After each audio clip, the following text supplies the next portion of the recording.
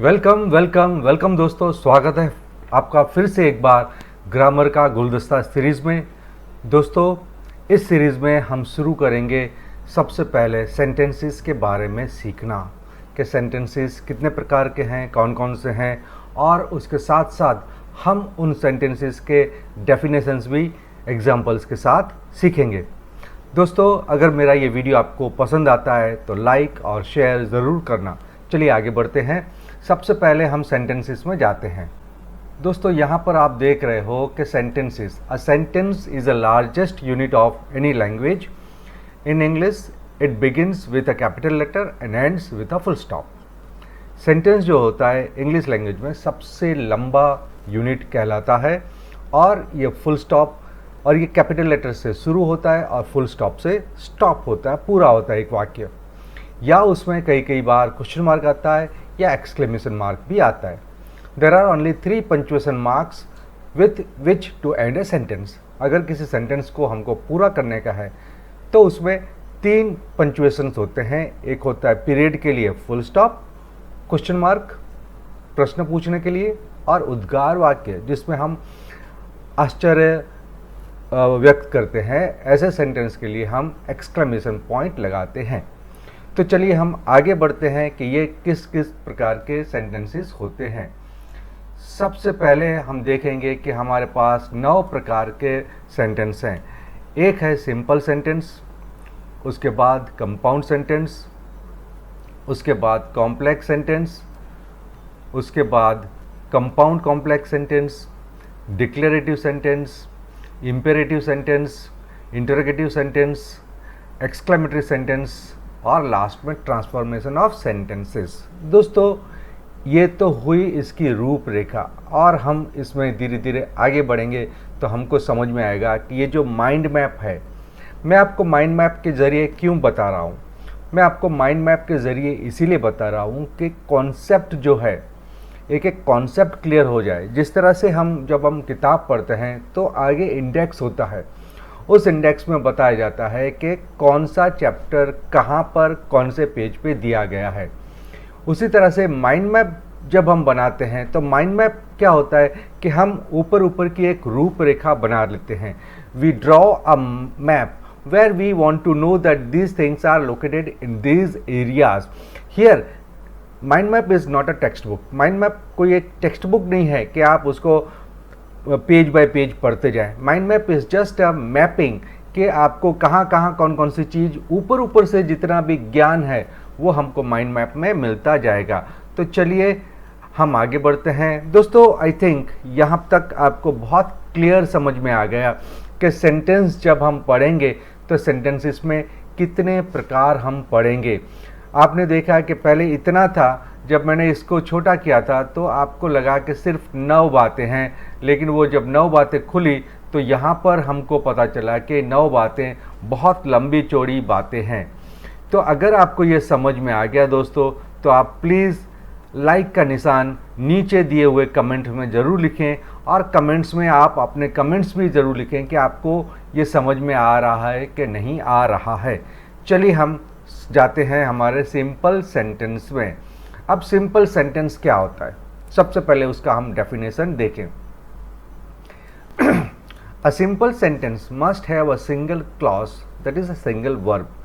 Single sentence क्या होता है? एक सिंगल क्लॉज या सिंगल वर्ब, एक ही उसमें वर्ब होता है, which is independent and it can not take another clause, और उसमें दूसरा क्लॉज या दूसरा वर्ब नहीं आ सकता है। I always wanted to become a teacher. मैं हमेशा चाहता था टीचर बनना, तो इसमें वर्ब क्या है? वांटेड।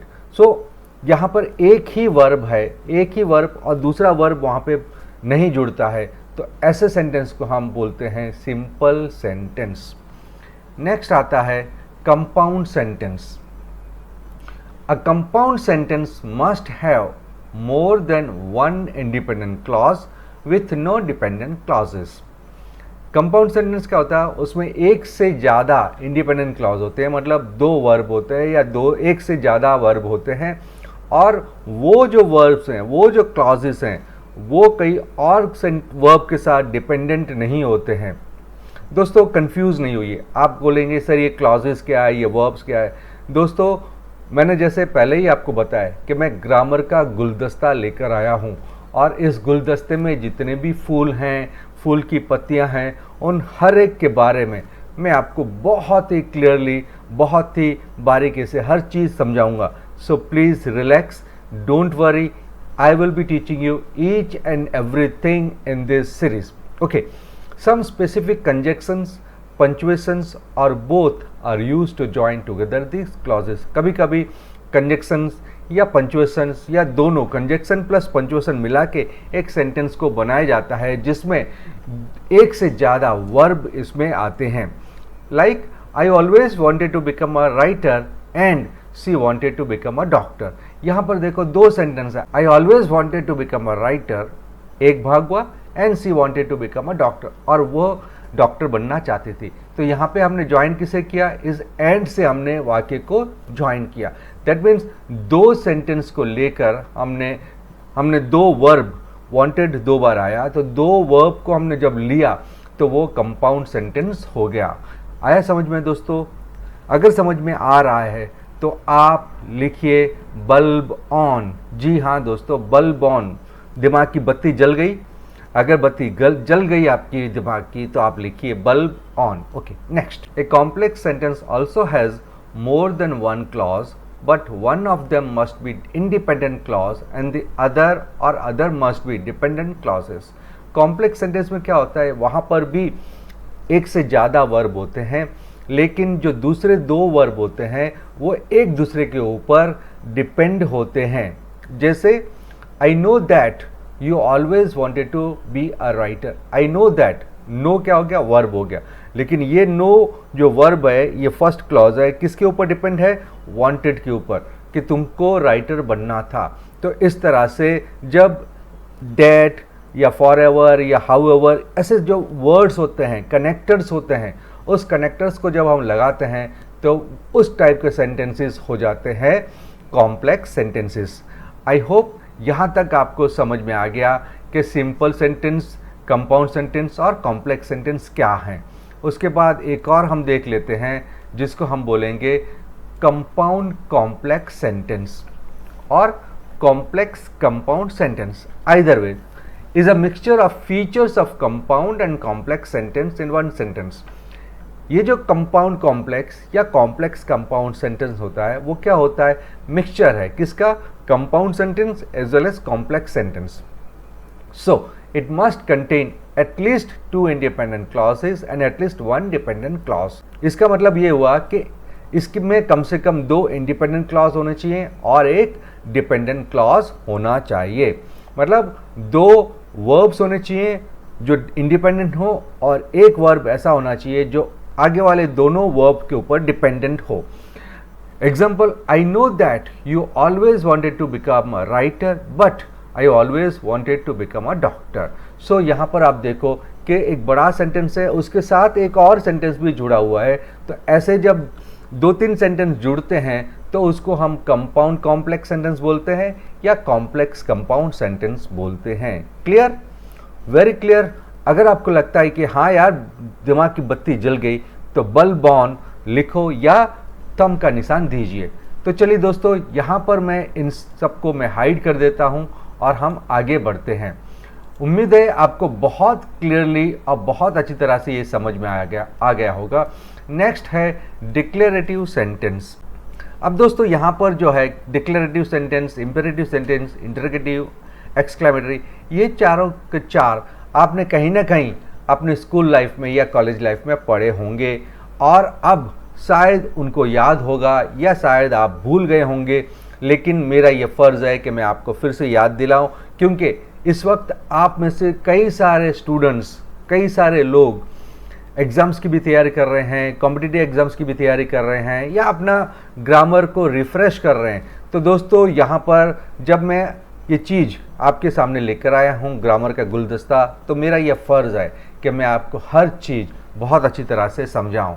तो चलिए हम चलते हैं डिक्लेरेटिव सेंटेंस। अब a declarative sentence simply makes a statement और expression and opinion. In other word it makes a declaration. Declarative sentence क्या होता है, डिक्लेयर करता है कि मुझे ये करना है, मैं ऐसा था, मैं वैसा हूँ। तो यहाँ पर ये डिक्लेयर करता है और this kind of sentence ends with a period. इस टाइप का सेंटेंस जो होता है वो पीरियड के साथ बंद होता है, यानी कि उसके एंड में एक फुल स्टॉप लग जाता है। I want to be a good writer, खत्म हो गई बात, मुझे एक अच्छा राइटर बनना है, यहाँ पे बात पूरी हो गई, ये स्टेटमेंट हुआ। My friend is a really good writer, मेरा फ्रेंड वाकई में बहुत अच्छा राइटर है। ये हमने क्या किया, एक अपना ओपिनियन दिया, हमारा मंतव्य दिया, तो उसके बाद भी हमने क्या कर दिया, फुल स्टॉप कर दिया। तो इस टाइप के सेंटेंसेस जो होते हैं उसको हम डिक्लेरेटिव सेंटेंस बोलते हैं। दोस्तों यहाँ पर जो आपको मैं अभी पढ़ा रहा हूँ ये सिर्फ एक ग्लिम्स देता हूँ, सिर्फ एक आपको आइडिया देता हूँ, क्योंकि मैंने ग्रामर को शुरू से आपको सिखाने की कोशिश की है। तो यहाँ पर आपको परत दर परत आपको बहुत सारी चीज़ें मिलती जाएंगी। यहाँ पर मैंने कोशिश की है कि सिर्फ आपको पहले डेफिनेशन समझाऊं और उसके बाद उसके एग्जांपल्स देता जाऊं। जैसे जैसे हम आगे बढ़ेंगे मैं आपको इस वीडियो के नीचे एक लिंक दूंगा जिसमें एक गूगल शीट होगी। उस गूगल शीट में आप जब रजिस्टर करेंगे, आप जब उसको ओपन करेंगे तो आपको एक क्वेश्चनरी दी जाएगी। क्वेश्चनरी इसीलिए दी जाएगी कि आपको पता चले जो जो मैंने सिखाया है वो आपको याद रहा कि नहीं रहा, और अगर आप उस टेस्ट में पास हो जाते हो इसका मतलब मेरा सिखाना सफल हुआ और आपको बहुत अच्छी तरह से चीज़ें समझ में आ गई। चलिए हम आगे बढ़ते हैं। Next is imperative sentence. An imperative sentence gives command और makes a request. Imperative sentence क्या है, कमांड देता है या एक रिक्वेस्ट करता है। It usually ends with a period but can under certain circumstances and with an exclamation point. यहाँ पर भी इम्पेरेटिव सेंटेंस भी या तो कमांड देता है या रिक्वेस्ट देता है, वो भी कभी कभी फुल स्टॉप के साथ एंड होता है, लेकिन अक्सर ये देखा जाता है कि कभी कभी वो एक्सक्लेमेशन पॉइंट से भी एंड होता है। एग्जाम्पल, प्लीज सिट डाउन, यहाँ पे हम रिक्वेस्ट करते हैं या कमांड देता है, please sit down, I need you to sit down.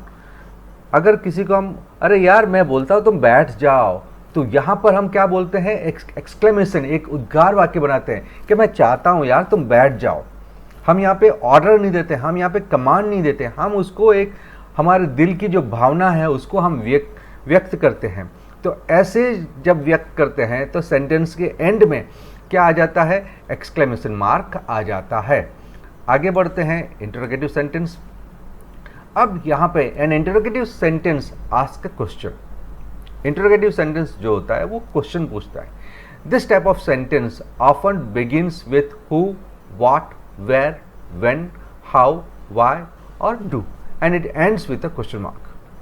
दोस्तों इंटरोगेटिव सेंटेंस जो होता है वो क्वेश्चन पूछता है और ये जो सारे शब्द मैंने आपकी स्क्रीन पे जो दिख रहे हैं उससे शुरू होता है।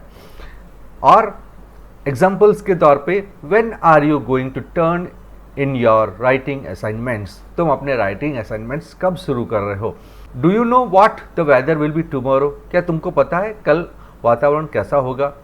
दोस्तों एक मज़े की बात बताऊं, जब हम पढ़ते थे, जब मैं पढ़ता था स्कूल में और हमको ट्रांसफॉर्मेशन ऑफ सेंटेंसेस आते थे या find out the type of sentence आते थे, तो मेरे को सबसे ज़्यादा अच्छा ये इंटरोगेटिव सेंटेंस लगता था, क्योंकि इसमें पढ़ने की ज़रूरत नहीं है, सिर्फ क्वेश्चन मार्क देख के पता चल जाता है कि ये इंटरोगेटिव सेंटेंस है। और हमेशा मेरे को इसमें 2 या 3 मार्क्स आते थे। जी हाँ दोस्तों, क्योंकि बहुत ही सिंपल है बताना कि भाई क्वेश्चन मार्क है तो ये इंटरोगेटिव सेंटेंस ही होगा।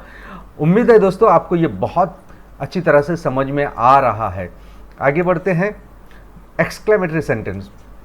An exclamatory sentence is a sentence that expresses great emotions such as excitement, surprise, happiness and anger and ends with an exclamation point. जब हम हमारी खुशियों को या हमारे दुख को या हमारे आश्चर्य को जब हम व्यक्त करते हैं तो उस टाइप के सेंटेंसेस को इंग्लिश में हम एक्सक्लेमेटरी सेंटेंस बोलते हैं। और एक्सक्लेमेटरी सेंटेंस के पीछे ये एक्सक्लेमेशन मार्क आता है। जैसे, it is too dangerous to climb that mountain, I got an A on my book of report, मतलब मेरे को रिपोर्ट में ए मिला, या इस माउंटेन पे चढ़ना तो बहुत ही डेंजरस है। तो यहाँ पे जब हम उद्गार करते हैं, हम हमारा आश्चर्य व्यक्त करते हैं, तो ऐसे सेंटेंसेस को हम एक्सक्लेमेटरी सेंटेंस बोलते हैं। समझ में आ रहा है दोस्तों? दिमाग की बत्ती जल गई। अगर दिमाग की बत्ती जल गई तो थंब का निशान लिखिए और नीचे लिखिए बल्ब ऑन। नेक्स्ट आता है ट्रांसफॉर्मेशन ऑफ सेंटेंसेस। दोस्तों ट्रांसफॉर्मेशन ऑफ सेंटेंसेस में 5 भाग हैं। यहाँ तक आपने देखा कि आपको कितना सारा अलग अलग एक एक परत दर परत मैंने खोल के सिर्फ इंट्रोडक्शन दिया है, इसको मैंने क्लियरली समझाया नहीं है, हर एक के एग्जाम्पल्स नहीं दिए। आगे बढ़ेंगे उसमें आपको हर एक के एग्जाम्पल्स मैं दूंगा। चलिए आगे बढ़ते हैं। Next is use no sooner than. जब हम सेंटेंस को ट्रांसफॉर्म करते हैं तो उसमें हम क्या करते हैं कि हम सेंटेंस को कभी कभी no sooner then remove to उन वाक्यों से शुरू करते हैं। नेक्स्ट आता है नॉट ओनली बट ऑल्सो, उसके बाद रिमूव इफ़ या अनलेस, उसके बाद आता है रिमूव टू, उसके बाद आता है क्वेश्चन टैग। तो दोस्तों आपने ये सारे भी अपनी लाइफ में कहीं ना कहीं तो देखे ही होंगे ट्रांसफॉर्मेशन, लेकिन चलिए इसका और हम एग्जाम्पल के साथ यूज करना सीखते हैं। A sentence which shows 2 actions which immediately follow one another can be written with the use of no sooner than. A sentence which shows 2 actions, एक जो वाक्य 2 actions immediately दिखाता है एक के बाद दूसरा, कि अगर मैं ये नहीं करता तो ये होता, तो ऐसे sentences को हम क्या बोलते हैं, कैसे यूज करते हैं? no sooner या then लगा के हम sentence बनाते हैं। आगे बढ़ते हैं। When we are mentioning 2 things either joined by and or as well as, we can transform the sentence using not only but also. कभी कभी हम क्या करते हैं, सेंटेंस को 2 सेंटेंस को साथ में ज्वाइन करते हैं, तभी not only या but also भी यूज़ करते हैं। अब आप बोलेंगे सर इसमें एग्जाम्पल्स, तो चलिए मैं एग्जाम्पल्स भी आपको दिखाता हूँ। जैसे as soon as he sensed danger he fled, जैसे ही उसको डेंजर दिखा वो भाग गया। ही फ्लैड अवे, ही फ्लैड अवे मतलब वो भाग गया। कब भागा? जैसे ही उसको डेंजर दिखा, उसको लगा कि कुछ डेंजर है, कुछ भय की बात है, तो वहाँ से भाग गया। अब ये 2 सेंटेंस है, जब इसको हम ज्वाइन करेंगे एक वाक्य में, तो no sooner did he sense danger than he fled. उसके बाद आता है she rinse the popcorn bowls and took meat out of the freezer. अब 2 वाक्य हैं उसमें, एक तो उसने पॉपकॉर्न धोए और दूसरा उसने मीट को निकाला फ्रिज में से। अब यहाँ पे 2 सेंटेंस को जब हम ज्वाइन करेंगे, she not only rinse the popcorn bowls but also took meat out of the freezer. उसने ना ही केवल फ्रिज में से मीट निकाला लेकिन साथ साथ में पॉपकॉर्न को भी धोया। तो ये 2 वाक्य को जब हम मिलाते हैं तो उसमें हमने क्या किया, नॉट ओनली बट ऑल्सो और ऊपर वाले में नो सूनर देन का यूज हमने किया। अब आता है रिमूव टू। अब रिमूव टू में 2 बातें 3 सेंटेंस यूज होते हैं। If plus not is equal to unless, दूसरा है if is equal to unless plus not, और तीसरा है ओनली इफ बराबर नेवर प्लस अनलेस। चलिए आगे बढ़ते हैं और देखते हैं। If you water plants they will not die, अगर तुम पौधों को पानी दोगे वो नहीं मरेंगे। अब इसमें क्या करेंगे, इफ प्लस नॉट है पहले वाले सेंटेंस में, उसको हम अनलेस से रिप्लेस करेंगे। Unless you water the plants they will die. यहाँ पे देखो हमने नॉट निकाल दिया है, दे विल डाई। यहाँ पे बल्ले लिख रहे हैं दे विल डाई, वो मर जाएंगे, लेकिन आगे क्या कर दिया है, अनलेस लगा दिया है। आगे अनलेस लगाने से ये सेंटेंस ये हो जाएगा कि जब तक तुम पानी नहीं दोगे वे मर जाएंगे। तो दोनों वाक्यों को हमने अनलेस से ज्वाइन कर दिया। नेक्स्ट है if you read you will learn, अगर तुम पढ़ोगे तुम याद रखोगे। Unless you read you will not learn, जब तक तुम नहीं पढ़ोगे तब तक तुम्हें याद नहीं होगा। और only if is equal to never plus unless. Monkeys fight only if they are 100 to 1, बंदर तभी झगड़ा करते हैं जब वो 1 से ज़्यादा होते हैं। Monkeys never fight unless they are 100 to 1, जब तक 1 से ज़्यादा नहीं होते हैं तो बंदर झगड़ा नहीं करते हैं। जाहिर बात है दोस्तों, एक बंदर कैसे झगड़ा करेगा, बहुत सारे बंदर होंगे तभी आपस में झगड़ा करेंगे। तो यहाँ पर देखो आपने रिमूव इफ और अनलेस को कैसे हमने यूज किया है। Next is remove two. अब रिमूव टू में भी 4 भाग हैं। रिमूव टू यहाँ पे सबसे पहले आता है too is equal to also या नॉट ओनली, बट ऑल्सो या एज वेल एज या बोथ या एंड। उसके बाद आता है too is equal to very या एक्सट्रीमली भी यूज़ कर सकते हैं। उसके बाद too plus adjective plus infinitive is equal to so plus adjective plus that plus negation, और too plus adjective plus negation plus infinitive is equal to so plus adjective plus that. अब इसके examples देखते हैं। He has a car and a motorcycle too, उसके पास car है और motorcycle भी है।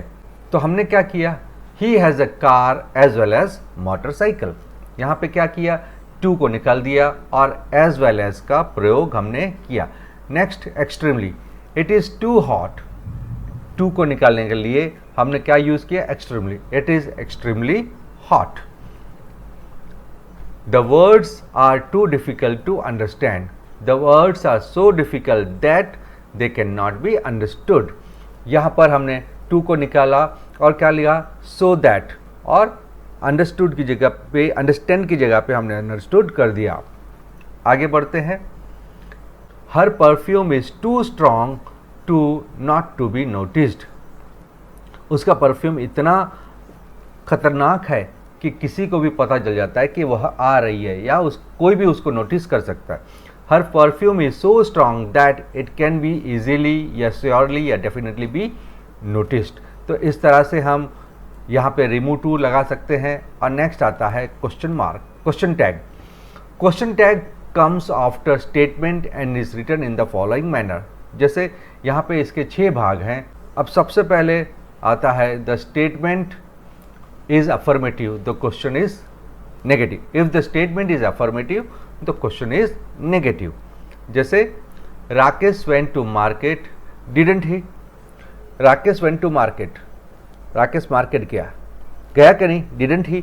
तो ये क्वेश्चन मार्क देता है, didn't he, doesn't he, wasn't he, तो उसको हम क्या बोलते हैं, क्वेश्चन टैग्स बोलते हैं।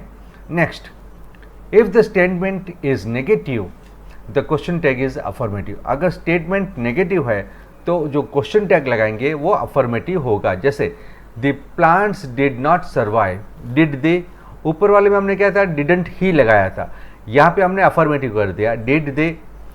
Next, if the sentence contains an auxiliary verb use the same to form a question tag. अगर सेंटेंस में ऑक्सिलरी वर्ब है तो हम क्वेश्चन टैग भी उसी वर्ब का लगाएंगे। जैसे your sister can teach music, can है ऑक्सिलरी वर्ब, तो क्वेश्चन टैग कैसे लगेगा, can't see. Radha has attended the dance classes, hasn't she, तो यहाँ पे ऑक्सिलरी वर्ब है हैज़, तो वहाँ पर आ जाएगा हैजंट शी। नेक्स्ट है, if the sentence does not contain an auxiliary verb use do, does, did to form a question tag. जैसे अगर सेंटेंस में ऑक्सिलरी वर्ब नहीं है तो हम डू, डज से क्वेश्चन टैग बनाएंगे। The little boy broke the window pan, didn't he, यहाँ पे कहीं पे भी हमको auxiliary verb can, could, would, should नहीं मिलता है तो हमने क्या किया, डिडंट ही लगा दिया। Next, you work very hard, don't you. Harry has a huge house, doesn't he. The above sentences do not contain auxiliary verb, so we use do, does या डिड। आगे बढ़ते हैं। Next is, if the verb in the sentence is the form of to be, whether as the main verb और auxiliary, use the same verb and auxiliary to form the question tag. अगर sentence के अंदर auxiliary verb है तो question tag भी हम auxiliary verb का ही use करेंगे।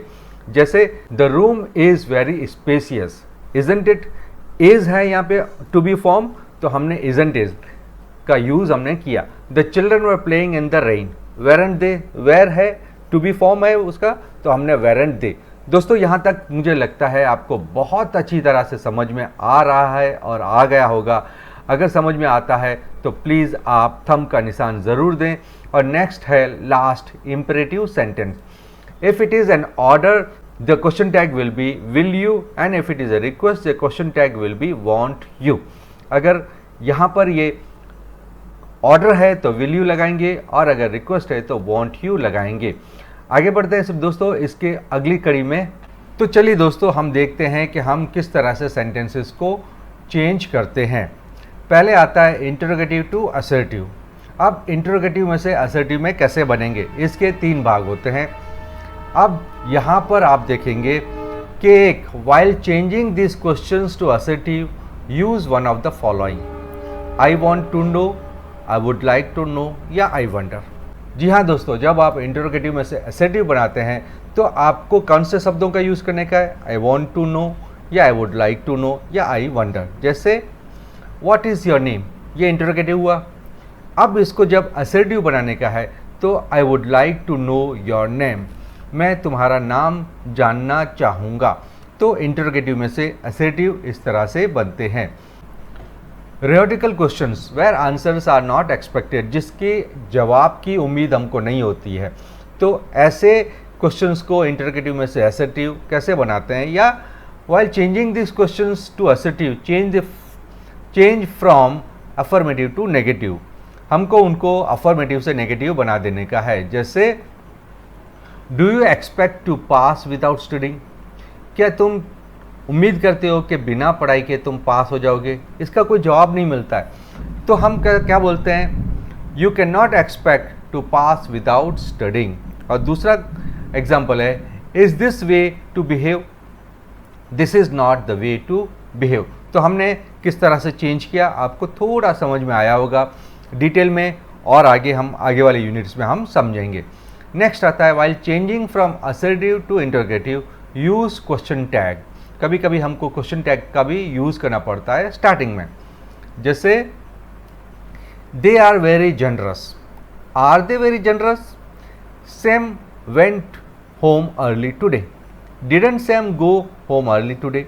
तो यहाँ पर हमने क्वेश्चन टैग आगे लगाने से भी हम क्वेश्चन को चेंज कर सकते हैं इंटरोगेटिव में। आगे बढ़ते हैं। नेक्स्ट आता है वो है एक्सक्लेमेटरी टू असर्टिव। यहाँ मैं इसको हाइड कर देता हूँ दोस्तों, ताकि मेरे को जगह मिले माइंड मैप के लिए, क्योंकि माइंड मैप एक ऐसा ज़रिया है जिसमें आप बहुत सारी चीज़ें एक साथ आप बता सकते हो और आपको पेज टर्न अप करने की ज़रूरत नहीं है। मैं ये वंडर सर का ई ड्रो माइंड मैप यूज़ करता हूँ और आपको इसके ज़रिए मुझे सिखाने में भी बहुत मज़ा आ रही है और आपको सीखने में भी बहुत मज़ा आता होगा। सो एक्सक्लेमेटरी टू असर्टिव, यहाँ पर हम देखते हैं कि कैसे हम उसको चेंज करते हैं। Exclamatory sentence to assertive sentence यहाँ पर है, ये हमारा पूरा एक चार्ट आ गया हमारे सामने। इस चार्ट के ज़रिए मैं आपको समझाने की कोशिश करूँगा कि एक्सक्लेमेटरी सेंटेंस से असर्टिव सेंटेंस कैसे बनता है।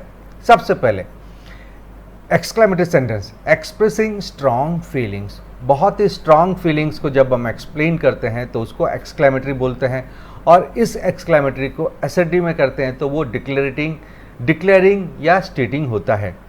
An exclamatory sentence ends in exclamation mark, जबकि assertive sentence ends in full stop. अब सेंटेंस फॉर्मेशन एक्सक्लेमेटरी में कैसे होता है, व्हाट प्लस ए या an that is article plus adjective plus verb, subject verb, और असर्टिव सेंटेंस में subject plus verb plus जो भी उसके बारे में बताते हैं। या एक्सक्लेमेटरी सेंटेंस में ये होता है कि how plus adjective plus subject plus verb और एंड में एक्सक्लेमेशन मार्क। एग्जाम्पल हम देखते हैं, what a beautiful house it is. Assertive sentence क्या होगा, it is very beautiful house. How beautiful the house is, देखो यहाँ पे क्वेश्चन मार्क नहीं डाला है, फिर भी हम एक्सक्लेमेटरी सेंटेंस लगाते हैं, एक्सक्लेमेटरी मार्क लगाते हैं। The house is very beautiful, if only I had studied, शायद मैं पढ़ लेता, I wish I had studied. So यहाँ पर आपको मैंने ये बताने की कोशिश की है कि एक्सक्लेमेटरी से असर्टिव सेंटेंस कैसे बनते हैं। हम जब इसके बारे में डिटेल में बात करेंगे तब आपको इसके सेंटेंसेस, इसके प्रैक्टिस एग्जांपल्स भी मैं आपको दूंगा, ताकि आपको पता चले कि आपको कॉन्सेप्ट एकदम क्लियर हो गया है। यहाँ पे वीडियो के नीचे एक गूगल शीट दी गई है, उस गूगल शीट को जब आप फिलअप करेंगे, उसमें जो दी हुई चीज़ें आप लिखेंगे, उसके जवाब देंगे, तो तभी आपको पता चलेगा कि आपका कॉन्सेप्ट इसके बारे में कितना क्लियर हुआ है। आगे बढ़ते हैं। चलिए नेक्स्ट आगे बढ़ते हैं। Next is to make negative use no, not, neither, nor, never, nothing and none.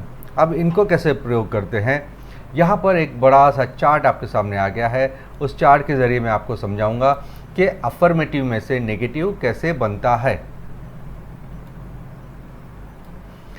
सबसे पहले तो अफर्मेटिव जो होता है उसके आगे आई एम या अन या डिस या अन, मतलब यहाँ पे एक शब्द को ही पूरा अफर्मेटिव शब्द को ही हम नेगेटिव बना देते हैं, जैसे इम्पॉसिबल या अनफॉर्चुनेट या डिसएग्री या अनेबल। और नेगेटिव के लिए हम क्या करते हैं, उसके आगे नॉट लगाते हैं, not possible, not fortunate, does not agree या नॉट एबल। अब यहाँ पर देखो सी इज़ अनकम्फर्टेबल, एक सेंटेंस है, एग्जाम्पल है, तो हम क्या करेंगे, सी इज़ नॉट कम्फर्टेबल, तो अन को निकाल दिया और हमने नॉट को लगा दिया। It is impossible that he is dead, it is not possible that he is dead. He is unable to talk, तो नेगेटिव बनाने के लिए he is not able to talk या ही कैन नॉट टॉक। दोस्तों transform जब sentence को हम करते हैं तो मीनिंग उसका नहीं बदलना चाहिए, ये आपको बहुत बहुत ध्यान रखना पड़ेगा। आई होप दिमाग की बत्ती आपकी जल गई होगी कि इतनी सारी चीज़ें हमको इंग्लिश ग्रामर में सीखने को मिल रही हैं और सिखाते भी हैं इम्तियाज सर। अगर आपकी दिमाग की बत्ती जल गई हो तो आप बल बॉन लिखिए या थंब का निशान ज़रूर दीजिए। आगे बढ़ते हैं। कभी कभी हम सुफिक्स लगा देते हैं, मतलब लेस वाले शब्द हम LESS कोई भी शब्द के आगे लगा देते हैं तो वो अफर्मेटिव हो जाता है, लेकिन उसको नेगेटिव बनाने के लिए हम डज नॉट या हैज़ नॉट या विथ नो हम लगाते हैं। जैसे केयरलेस है, क्यूलेस है, फियरलेस है, शुगरलेस है, चाइल्डलेस है, और वहाँ पर does not care, has no clue, does not fear, with no sugar, extra words लगाते हम सेंटेंस को नेगेटिव बनाते हैं। He is totally fearless of the outcome. अब इसको हम नेगेटिव कैसे चेंज करेंगे, he does not fear the outcome. She is clueless about the proceeding, she has no clue about the proceeding. आगे और बढ़ते हैं। यूज़ ऑफ सर्टेन वर्ड्स, जैसे हम certain words avoid, refrain from, abstain from, ऐसे words होते हैं, तो उन वर्ड्स को हम नेगेटिव बनाने के लिए टोटली निकाल देते हैं और सिर्फ एक नॉट शब्द का प्रयोग करते हैं। You should refrain from spending too much money during recession. जब रिसेशन पीरियड होता है, जैसे आजकल चलता है, रिसेशन पीरियड में आपको अपने आप को बहुत सारा पैसा खर्चने से रोकना होगा। रेफ्रेन फ्रॉम मतलब रोकना होगा। अब यहाँ पे नेगेटिव बनाएंगे तो कैसे होगा, you should not spend to much money during recession, not लगा दिया। Avoid making silly mistakes, do not make silly mistakes. And कभी कभी हम ऑपोजिट वर्ड्स का भी यूज़ करते हैं, जैसे लव रिफ्यूज डाउटफुल है तो डज नॉट हेट, लव का ऑपोजिट वर्ड है हेट, रिफ्यूज का ऑपोजिट है वर्ब एक्सेप्ट, और डाउटफुल का अपोजिट वर्ब है नॉट श्योर या sure. He refuse the order, he did not accept the order. I am doubtful of the outcome, I am not sure of the outcome. अब और आगे हम बढ़ते हैं तो यहाँ पर अफर्मेटिव से नेगेटिव बनाने के लिए कुछ अलग प्रकार के भी सेंटेंस बनते हैं। जैसे अफर्मेटिव में ओनली या एवरीवन है, तो नेगेटिव में no one but, nothing but, nowhere but can be replaced by except. तो यहाँ पर I will marry only you, I will marry no one except you, मतलब तुम्हारे सिवा मैं किसी से शादी नहीं करूँगा। दोस्तों मेरे को लगता है कि आपको बहुत मज़ा आ रहा है, क्योंकि बहुत सारी चीज़ों का यहाँ पे खुलासा हो रहा है। मुझे भी आपको समझाने में बहुत मज़ा आ रहा है, क्योंकि जब मैं खुद स्कूल में पढ़ता था तो इतनी सारी डिटेल में 12th तक मैं इंग्लिश मीडियम में पढ़ा हूँ, सेंट जेवियर्स स्कूल में पढ़ा हूँ, 12th तक इंग्लिश मीडियम में पढ़ा हूँ, लेकिन वहाँ पर भी इतनी डिटेल में मैंने नहीं पढ़ा है। यहाँ तक कि मैंने मास्टर्स इन इंग्लिश किया, MA इंग्लिश किया, वहाँ पर भी मेरे को प्रोफेसर्स ने इतना खुलकर मुझे नहीं पढ़ाया है जितना आज मैं ये रिसर्च करके आपको पढ़ाता हूँ। तो मुझे भी आपको पढ़ाने में बहुत मज़ा आ रहा है, क्योंकि ये चीज़ें, हर चीज़ को मैंने रिसर्च किया है, हालांकि रिसर्च मैंने गूगल से बुक्स के ज़रिए रीड कर करके मैंने किया है और ये सारा कॉन्सेप्ट आपके लिए तैयार किया है। तो उम्मीद है आपको भी बहुत अच्छी तरह से ये चीज़ें समझ में आती होंगी। अगर समझ में आती हैं तो थंब का निशान ज़रूर दीजिए। आगे बढ़ते हैं। ऑलवेज़, अब ऑलवेज़ को हम जब नेगेटिव बनाते हैं तो नेवर फेल्स टू या डज नॉट फेल टू हम वर्ड्स का यूज़ करते हैं। SRK movies always entertain, SRK की मूवीज़ हमेशा हमको एंटरटेन करती हैं। तो जब हम नेगेटिव बनाएंगे तो क्या लिखेंगे? SRK movies never fail to entertain, he manages to get award for every movie he makes, he does not fail to get awards for every movie he makes. So दोस्तों, यहाँ पे आपको बहुत अच्छी तरह समझ में आया होगा कि जब हम अफर्मेटिव में से नेगेटिव में जाते हैं और ऑलवेज जब अफर्मेटिव में आता है तो नेगेटिव में हम नेवर या डज नॉट वर्ड का यूज़ करके उसको नेगेटिव सेंटेंस बनाते हैं। अब जैसे यहाँ पे और आगे बढ़ते हैं, prohibited, forbidden from plus ING या फॉरबिडन प्लस इन्फिनिटिव, तब हम नेगेटिव के लिए नॉट अलाउड या नॉट परमिटेड जैसे वर्ड्स का यूज़ करते हैं। Students are forbidden from copying during exam, students को एग्ज़ाम्स में कॉपी करने से रोका जाता है। फॉरबिडन मतलब रोका जाता। अब फॉरबिडन को निकाल के हम नॉट अलाउड लगाएंगे और सेंटेंस को नेगेटिव बनाएंगे। Students are not allowed to copy during exam. दूसरा sentence example, she was forbidden to meet him, she was not allowed to meet him. दोस्तों, यहाँ तक आपको बहुत अच्छी तरह से समझ में आ गया होगा। हम अभी आगे बढ़ते हैं। Affirmative to negative. अब अफर्मेटिव टू नेगेटिव में भी दो बातें आती हैं, अफर्मेटिव टू असर्टिव और उसमें भी दो बातें और। चलिए हम देखते हैं। असर्टिव में होता है subject plus verb. Avoid eating junk food, junk food खाना बंद करो। और यहाँ पर इम्पेरेटिव सेंटेंस होता है तो उसमें वर्ब प्लस जो भी आता है, हिडन वर्ड्स हैं, जैसे you should avoid eating junk food. तो इस तरह से हम असर्टिव से नेगेटिव सेंटेंस भी बना सकते हैं। तो उम्मीद है दोस्तों ये सेंटेंसेस आपको बहुत अच्छी तरह से समझ में आ गए होंगे। अगर आपको बहुत अच्छी तरह से समझ में आया है तो आप इस वीडियो को शेयर और लाइक ज़रूर करें। साथ साथ में अगर आप मेरे चैनल पर नए हैं तो मेरे चैनल को सब्सक्राइब करें, साथ में बेल आइकन को ज़रूर दबाएं ताकि मेरे हर नए आने वाले वीडियो का नोटिफिकेशन आप तक सबसे पहले पहुंचे। थैंक यू दोस्तों, मिलते हैं हम हमारे ग्रामर के गुलदस्ते की अगली कड़ी में। Thank you very much.